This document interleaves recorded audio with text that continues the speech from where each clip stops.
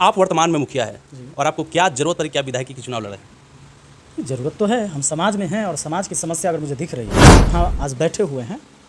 आप अगर इस रोड से खड़ा होकर पश्चिम दिशा में देखेंगे नहीं, पूरा चौड़ हर साल जल जमाव रहता था। इसमें जल जमाव क्यों रहता था? क्योंकि जहाँ बैठे हैं इससे पूरब है बयां नदी। तो मैं शिक्षा व्यवस्था पर बात की। दूसरा, आप ब्लॉक अनुमंडल में जाकर देख लीजिए, एक भी सरकारी काम बिना रिश्वत के नहीं होता है। कौन क्या बोलता है उसका कोई अता पता नहीं। शिक्षा मंत्री क्या बोल देगा, मुख्यमंत्री कब क्या बोल देंगे, उनके अधिकारी क्या बोलेगा, इसका कोई पता नहीं रहता है। आज बैठे हुए हैं। आप अगर इस रोड से खड़ा होकर पश्चिम दिशा में देखेंगे नहीं, पूरा चौड़ हर साल जल जमाव रहता था। इसमें जल जमाव क्यों रहता था? क्योंकि जहाँ बैठे हैं इससे पूरब है बयां नदी। आप लोग मीडिया बंधु हैं, लगातार पटना के अंदर कितना आंदोलन लगातार होते रहा है। हर एग्जाम में पेपर लीक होने की संभावना लगभग 99% रहता ही है कि हो ही जाएगा, और होता भी है कई बार। महनार विधानसभा क्षेत्र, बिहार विधानसभा चुनाव महनार विधानसभा क्षेत्र से निर्दलीय दावेदारी ठोकने वाले विपिन सर, जो कि वर्तमान सलहा पंचायत के मुखिया भी हैं, चलिए इनसे बात करते हैं और जानने का प्रयास करते हैं कि इनकी दावेदारी कितनी मजबूत है। सबसे पहले आपका हमारे चैनल में स्वागत है। जी बहुत बहुत धन्यवाद। सर, आप वर्तमान में मुखिया है और आपको क्या जरूरत पड़ी, क्या विधायकी की चुनाव लड़ रहे हैं? ज़रूरत तो है, हम समाज में हैं और समाज की समस्या अगर मुझे दिख रही है, और राजनीतिक तरीके से अगर देश की दिशा और दशा बनता और बिगड़ता है, तो हम लोग सिर्फ केवल दोष देते रहें सबको कि फलना ऐसे नहीं किया, चिलना ऐसे नहीं किया, ऐसे नहीं हुआ, वैसे नहीं हुआ, ये कहने से समस्या ख़त्म नहीं होगी। तो जो चीज़ें मुझे आज तक दिखती रही है, लगभग 14 साल से हम पढ़ाते रहे छात्रों को, जो नौजवान छात्र को हम लोग पढ़ाते हैं, तैयारी करवाते हैं, अगर एक भी एग्ज़ाम सही से नहीं होता है। आप लोग मीडिया बंद हुए, लगातार पटना के अंदर कितना आंदोलन लगातार होते रहा है। हर एग्ज़ाम में पेपर लीक होने की संभावना लगभग 99% रहता ही है कि हो ही जाएगा, और होता भी है कई बार। जो बहाली 2019 में रेलवे ग्रुप डी की आती है, वो 2025 तक क्लियर नहीं होता है। जो बिहार एसएससी का भर्ती आता है 14 में, वो 21 में जाकर क्लियर होता है। और अभी जो 2 साल पहले फिर फॉर्म भराया है, वो अभी तक होकर कोई आता पता नहीं है। सरकार संविदा कर्मी का देखिए, अभी उधर आंदोलन शुरू है, आज भी है आंदोलन चल रहा है। बीपीएससी टीआरई 4 वाला छात्र का आंदोलन शुरू है। एक बार आप बोलते हैं कि 1,20,000 हम भर्ती निकालने जा रहे हैं, पूरा पहले एडवर्टाइज करते हैं, प्रचार करते हैं अपने चुनाव में सब जगह, और बाद में क्या होता है, 27,000 पद पर आप भर्ती निकालते हैं। कौन क्या बोलता है उसका कोई अता पता नहीं। शिक्षा मंत्री क्या बोल देगा, मुख्यमंत्री कब क्या बोल देंगे, उनके अधिकारी क्या बोलेगा, इसका कोई पता नहीं रहता है।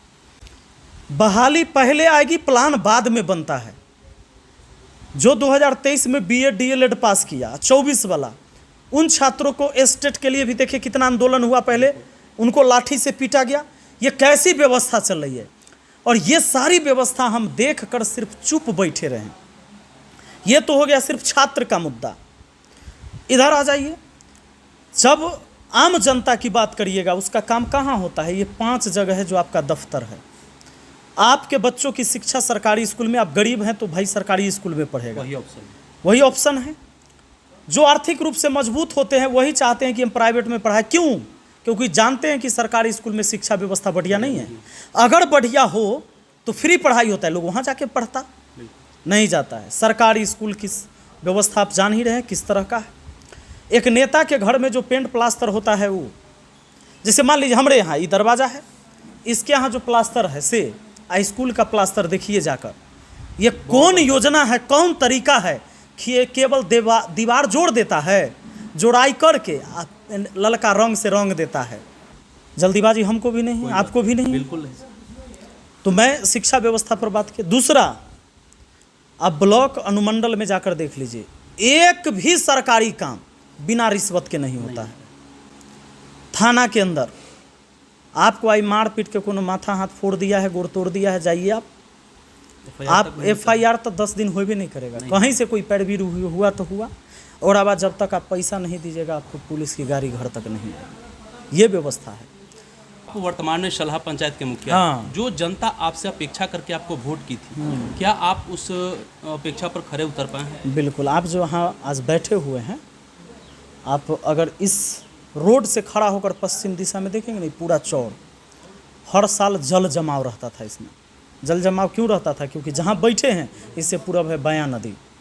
बयां नदी पर बांध इतना नीचे था और कमज़ोर था कि हर साल इसमें बाढ़ आ जाता था। गांव के लोग रोड पर गुजर बसर करते थे, मवेशी को बांधते थे। लेकिन अभी आप बाढ़ के ही टाइम में आए हैं, कहीं आप दिखा दीजिए कि हमारा क्षेत्र में बाढ़ से धान डूबा हुआ कहीं है? नहीं है। यह बयां नदी है। नहर का गेट टूटा हुआ गेट था, कितना देर पानी रुकेगा? झिर झिर झिर उसमें छेद भेल था, पानी बह बह के पूरा चौड़ भर जाता था। निचले इलाकों में गेहूं की खेती नहीं हो पाती थी क्योंकि जल जमाव लगातार लंबे समय तक रहता था। आज आप देखिएगा निचला से निचला क्षेत्र में धान लहलहा रहा है। मेरा सबसे पहला मुद्दा और जो लड़ाई था यही बांध था, जिसके वजह से पूरा पंचायत के लोग इधर परेशान रहते थे। बिल्कुल। कुछ दिन पहले तो काफ़ी विवाद था। आप देखेंगे जब हमारी वीडियो आपको 2021 में चुनाव हुआ था, आप 20 का उठा के देखिएगा वीडियो, 20 का 19 का, उस समय बाढ़ से पानी आता था। हमारा यूट्यूब चैनल पर होगा भी, उस समय देखिएगा तो आपको लगेगा घर घर में पानी इधर। लेकिन आज आप इस बाढ़ के टाइम में ही आए हैं, लेकिन यहाँ नहीं है, क्योंकि पूरे बयां नदी का हमने बांध बनवा दिया, नहर गेट की व्यवस्था करवा दी, नहर के उड़ाही का व्यवस्था करवा दिया, तो लोगों का फसल हो पाता है। जितना भी सरकारी स्कूल था, जब इस रोड से आए होंगे आप देखे होंगे कि वहाँ अभी पहले वाला पोले गड़ल था, खाली बाउंड्री, खाली पोल गाड़ के था। आज सब की चार दीवारी और शौचालय तक की व्यवस्था, ये सारी चीज़, चाहे पानी हो, शौचालय हो, इन सब की व्यवस्था हर स्कूल के अंदर करवाएं। अच्छा, आप टिकट से क्यों नहीं लड़ रहे हैं? हमारा मन है, निर्दलीय चुनाव लड़ना भी तो संवैधानिक तरीका है। बिल्कुल, अधिकार भी है सब किसी का। लोग टिकट से चुनाव लड़ते हैं, आसान भी होता है उनके लिए, क्योंकि पार्टी का वोट मिल जाता है, पार्टी के चाहने वाले उनको वोट करते हैं। कोनो आदमी आ जाए, पार्टी भेजलक यहाँ टिकट दे के, तो बस वोट दे देवे के है। लेकिन वह व्यक्ति सिर्फ पार्टी के लिए फिर काम करता है।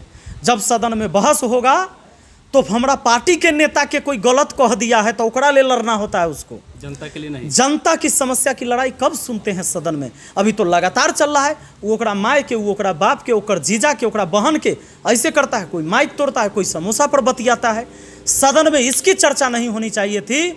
सदन में चर्चा होनी चाहिए थी कि स्कूल के व्यवस्था की है, अनुमंडल ब्लॉक में कैसा व्यवस्था चल रहा है, क्या रिश्वतखोरी हो रहा है, थाना का क्या स्थिति है बताइए, पुल पुलिया नाली गली इसका व्यवस्था क्या है।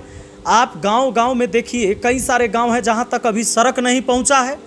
पक्की सड़क पर जाने के लिए खेतों से होकर हर पंचायत में 1-2 टोला ऐसा है जहां 50 परिवार, 100 परिवार, 200 परिवार रह रहा है, लेकिन पक्की सड़क उस टोला तक आज तक नहीं गया है। इस पर चर्चा होना चाहिए था।